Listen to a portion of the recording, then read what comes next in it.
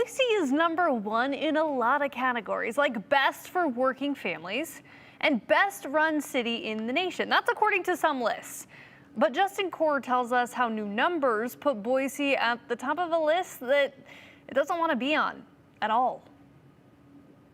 Look, I'm from Idaho. I'm more sensitive to growth than anyone. I grew up in Middleton, surrounded by farm fields. Those farm fields are now suburban neighborhoods. So I've seen Idaho change more than a lot of people.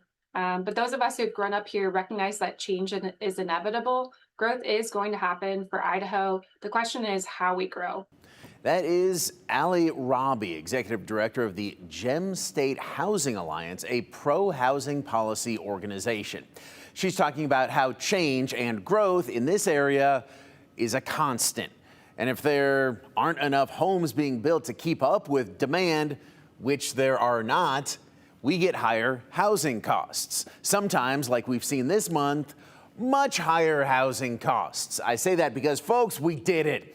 We're #1, but not in a good way. According to apartmentlist.com, Boise's median rent rose at the highest rate in the entire nation this month, 2% in just 1 month.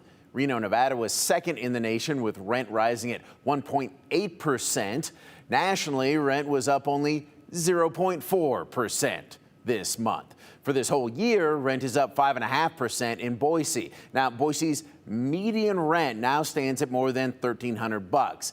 It's actually not bad, only 66th in the nation among the biggest cities, but wages are not keeping up, which means Boise and the whole state are some of the least affordable places to live in the entire country. And Robbie isn't at all surprised by these numbers. She says she's been watching rent spike in Boise and Idaho for years, and it's keeping locals from ever buying a home and building equity and potentially generational wealth. They're stuck in the rental market.